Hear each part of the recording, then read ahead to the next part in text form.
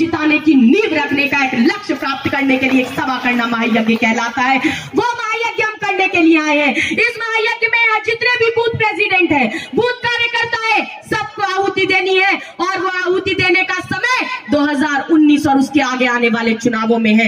मैं केवल इतना बताना चाहती हूँ कि मैंने 2.5 साल की उम्र से लेकर आज तक हजारों जनसभा और रैलियों को संबोधित किया है। 25 अक्टूबर 2003 को मेरी आदरणीय श्रीमती सोनिया गांधी जी से पहली मुलाकात हुई थी। 1 घंटा वार्तालाप हुआ।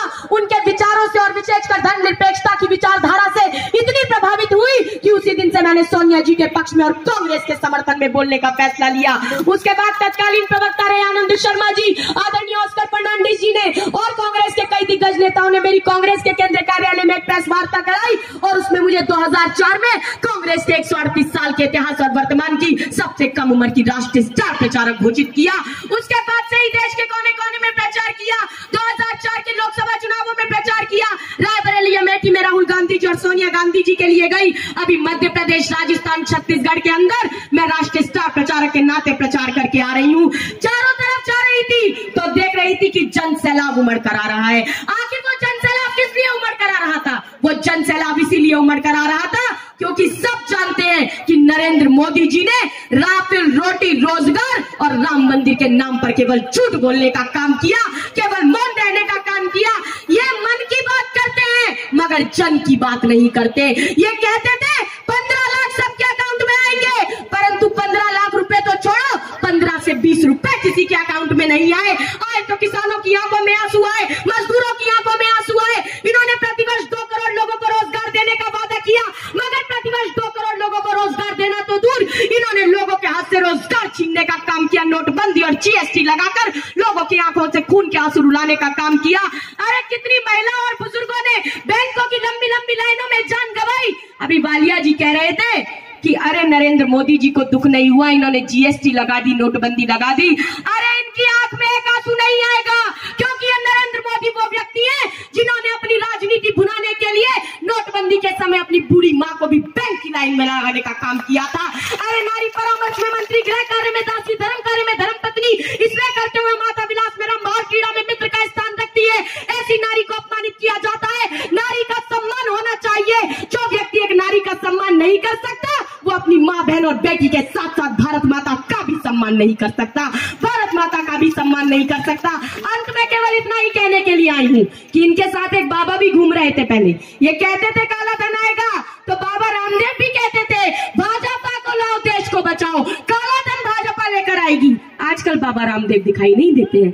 ऐसा लगता है बैठे बाबा रामदेव बाजार में और लिए दुकान सजाए कि काला धन गया भाड़ में, अब बस तेल साबुन ही बिक जाए। अब बाबा रामदेव तेल साबुन बेचने की दुकान लगाकर बैठे हैं। अब काले धन से कोई मतलब नहीं, अब किसानों की समस्या से कोई मतलब नहीं, क्योंकि ये बाबा नहीं व्यापारी है। और ऐसे ही चुनिंदा व्यापारियों का साथ देने का काम नरेंद्र मोदी की सरकार ने किया। अनिल अंबानी जिसके ऊपर 45,000 करोड़ रुपए का सरकारी कर्ज है, राफेल डील में भ्रष्टाचार करके उसकी जेब में 35,000 करोड़ रुपए बढ़ने का काम नरेंद्र मोदी ने किया। मोदी की नाक के नीचे से नीरव मोदी भाग गए, विजय माल्या भाग गया, मेहुल चौकसी भाग गया और नरेंद्र मोदी जी ने कहा मैं तो देश का चौकीदार हूँ। अरे ये कैसा चौकीदार है कि चौकीदार जागता रहा और मेहुल चौकसी, नीरव मोदी पैसा लेकर विदेश को भागता रहा, विदेश को भागता रहा।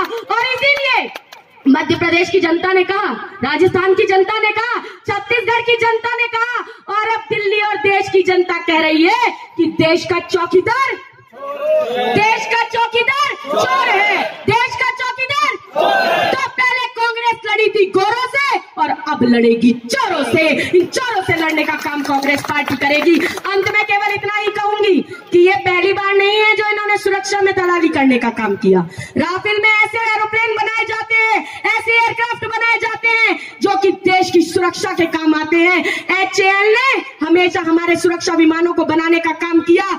जिन्होंने आज तक कागज का विमान नहीं बनाया, ऐसे अनिल अंबानी को ठेका दे दिया। और जब अनिल अंबानी को ठेका दिया तो उसने 30,000 करोड़ रुपए का घोटाला करने का काम किया। आज साधना भारती अंत में केवल इतना ही कहेगी, इन्होंने सुप्रीम कोर्ट में, जब सुप्रीम कोर्ट का जो वर्डिक्ट आया उसके 25वें पैराग्राफ में में लिखा हुआ है कि सीएजी ने पीएससी को रिपोर्ट सौंपी, मगर पीएससी के प्रेसिडेंट हैं, चेयरमैन है मल्लिकार्जुन खड़गे जी। उन्होंने प्रेस वार्ता करके कहा कि सीएजी ने पीएससी को कोई रिपोर्ट सौंपने का काम नहीं किया। अरे ये झूठे हैं, जुमलेबाज हैं और ये झूठी दलील देने का काम सुप्रीम कोर्ट में करते हैं। ऐसे झूठे और चोरों और जुमलेबाजों को मुंह तोड़ जवाब देने का समय आ गया है। और आने वाले समय में जिस तरह राजस्थान, छत्तीसगढ़ और मध्य प्रदेश की जनता ने ऐतिहासिक जीत दिलाई है, वैसे ही यहाँ पर उपस्थित बूथ प्रेसिडेंट अपना काम करके ये बात कार्यकर्ताओं तक और जनता तक पहुंचाकर दिल्ली को भी ऐतिहासिक जीत के साथ कांग्रेस का परचम लहराने का काम करेंगे। अंत में केवल इतना ही कहूंगी कि एक तालाब किनारे खड़ी इमारत में लग रही थी आग, मच गई अफरा तफरी और भागम भाग, सबने वो किया जो था जिसकी पहुंच में। एक चिड़िया भी डाल रही थी पानी भरकर अपनी चोंच में। एक कौवे ने कहा, बहन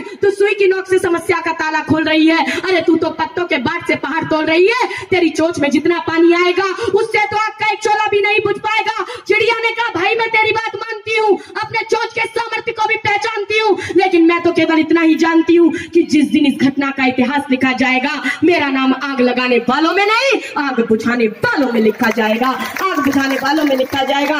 अंत में केवल इतना ही कहूंगी, केवल अंत में इतना ही कहना चाहती हूँ कि भाजपा ने बांटने का काम किया है, कभी रंगों में बांटते हैं, कभी राम के नाम पर बांटते हैं। अंत में केवल इतना ही कहूंगी कि नफरतों का असर देखो और जानवरों का भी बंटवारा हो गया। गाय हिंदुओं की हो गई और बकरा मुसलमानों का प्यारा हो गया। मंदिरों में हिंदू, गिरजाघरों में ईसाई, गुरुद्वारों में सिख, तो मस्जिदों में देखे मुसलमान। ये सोचकर हुई परेशान कि कहाँ मिलेंगे इंसान। ये पेड़ पौधे, ये पत्ते, ये शाखाएं परेशान हो जाए अगर परिंदे भी हिंदू और मुसलमान हो जाए। अरे सूखे मेवे भी ये देखकर हैरान हो गए, न जाने कब नारियल हिंदू और खजूर मुसलमान हो गए। अरे न मंदिरों को जानते हैं, न मस्जिदों को जानते हैं, न शिवालयों को जानते हैं। जो भूखे पेट होते हैं वो बस निवालों को जानते हैं, बस निवालों को जानते हैं। अंदाज जमाने को करता है कि साधना भारती का चिराग हवा के खिलाफ क्यों जलता है। अरे मैं अमन पसंद हूँ, मेरे शहर में दंगा रहने दो, मेरी छत पे भारत का तिरंगा रहने दो।